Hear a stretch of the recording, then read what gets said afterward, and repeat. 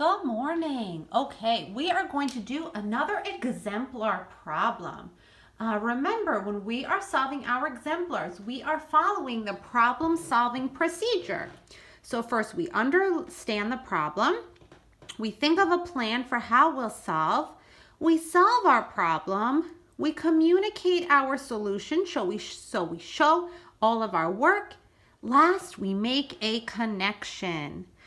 And then when you solve your problem, you get to choose how you want to solve it. So we have our possible exemplar strategies.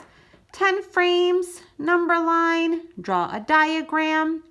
You can think of even more ways to solve. You could use cubes. You can count on your fingers. Let's see. Okay, so first thing to understand the problem, we have to read it. So as you could see, I started by writing my name. And I wrote the date, January, which is the first month, 26, 2021, which I shortened with a 21. So the title of it is called Fruit. So let's think, what do you think this math problem could be about? Fruit, maybe someone has some fruit and they eat some. That would be subtraction. Or maybe someone has some fruit and they get more. That would be addition. I don't know. Let's find out. So we're going to read it. Eli has 9 oranges and 3 apples. Luke has 6 oranges and 7 apples. Eli says he has the same amount of fruit as Luke. Is Eli correct? Show and tell how you know. So what are they asking us? I know they said that 2 boys have some fruit and they want to know if they have the same amount.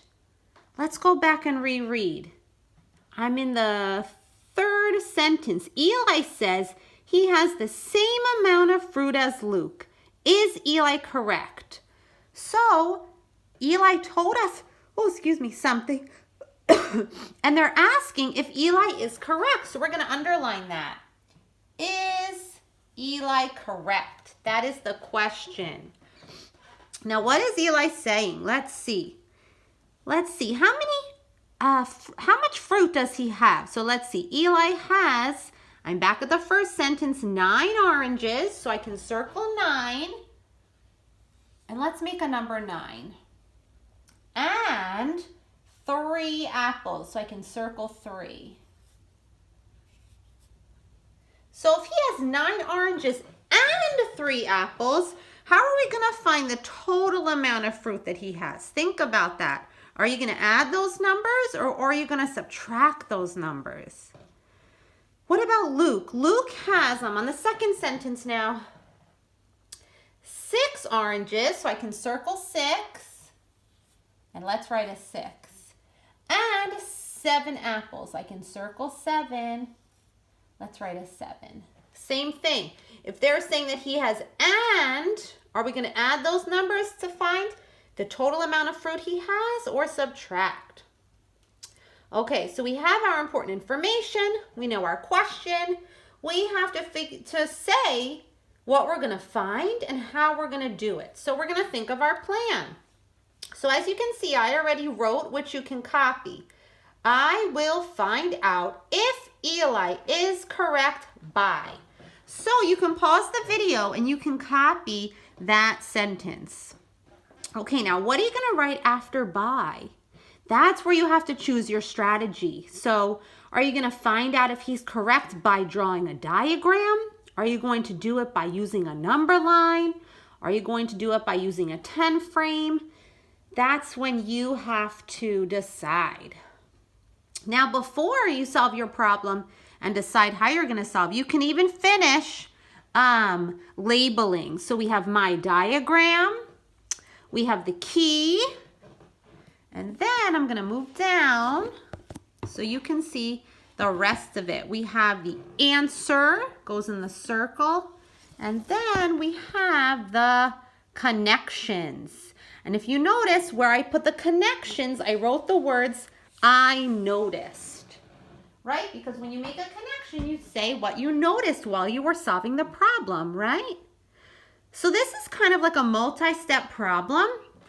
So I am going to draw, I'm going to actually choose a strategy and fill it in. I'm going to find out if Eli's correct by drawing a diagram. Remember, you don't have to choose that way. You can choose however you want. So underneath here, this has kind of a lot of information, right? Because it has information about Eli. I'm going to write his name. And it has information about Luke. Right? So let's think. What's the information about Eli? He has 9 oranges and 3 apples. So what can I write there? I'm not going to do it for you. What about Luke? He has 6 oranges and 7 apples. So what can I write there? So that's the work. That's what you have to figure out. So you can go ahead and then solve the problem. And then make sure that after you solve it, you communicate your answer, right? So you write your answer in the answer box. And last but not least, you make a connection. So I helped you out a lot. I helped you with the labeling of it. I helped you with your statement sentence of what you'll find. And I helped you circle the important information and underline the question. Remember, this is kind of a multi-step problem because Eli says he has the same amount of fruit as Luke. So you have to figure out how much fruit does Eli have and how much fruit does Luke have. So then your answer will actually be yes or no. Is he correct? Yes, he is correct. Or no, he is not correct. Okay, so you're going to have a couple days to work on this. Let's see what you come up with. Good luck, problem solvers.